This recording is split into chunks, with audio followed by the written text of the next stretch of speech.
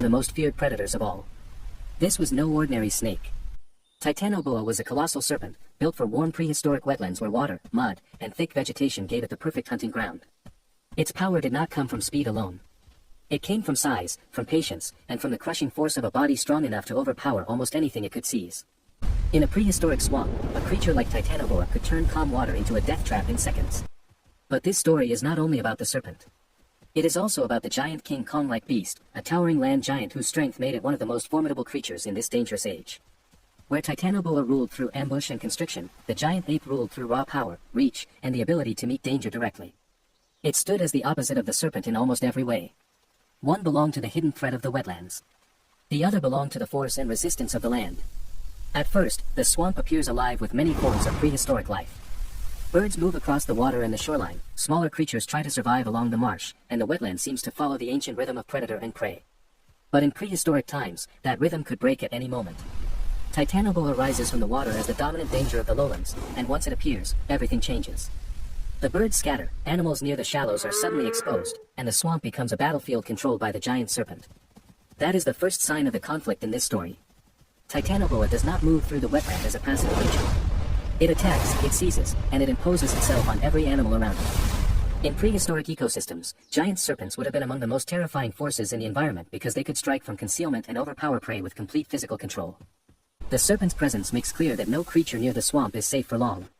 Then the giant ape enters more fully into the struggle. It does not arrive as a hidden predator. It arrives as a visible force of resistance, moving with its group through the shallow water and rough, wet ground.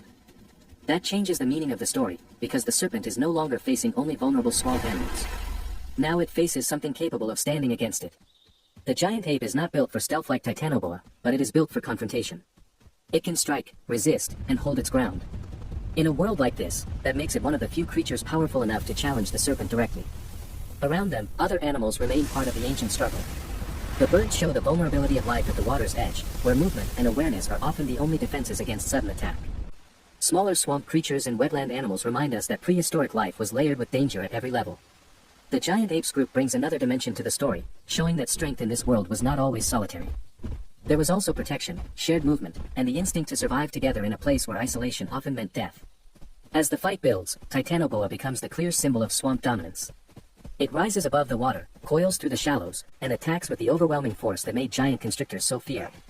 The giant ape becomes the symbol of land-based resistance, answering that reptilian power with muscle, aggression, and determination. Their battle is not simply a random clash between large creatures. It is a struggle between two different forms of prehistoric power, one that kills through pressure and one that survives through direct force. That is what makes this fight so important. Titanoboa holds the advantage in the wetland, where water and mud allow it to move with concealment and control. The giant ape holds the advantage in direct confrontation, where reach, strength, and endurance can answer the serpent's grip. The conflict between them reflects the true brutality of prehistoric times, when giant animals from different parts of the same ecosystem could be forced into violent contact. In those moments, the question was never who was more impressive. The question was who could endure longer and who could impose their kind of strength on the other. The other animals in the story make that world feel even more dangerous. The birds at the swamp edge show how exposed prey could become the moment Titanoboa entered the scene. The ape-like group shows that even powerful creatures move through these wetlands with caution because no one could fully control such an environment. Every life form in the marsh is reacting, one way or another, to the same truth: the appearance of a giant predator changes everything. As the fight unfolds, the swamp itself becomes part of the struggle. This is Titanoboa's world, the world of shallow water, reeds, broken marshland, and hidden approach.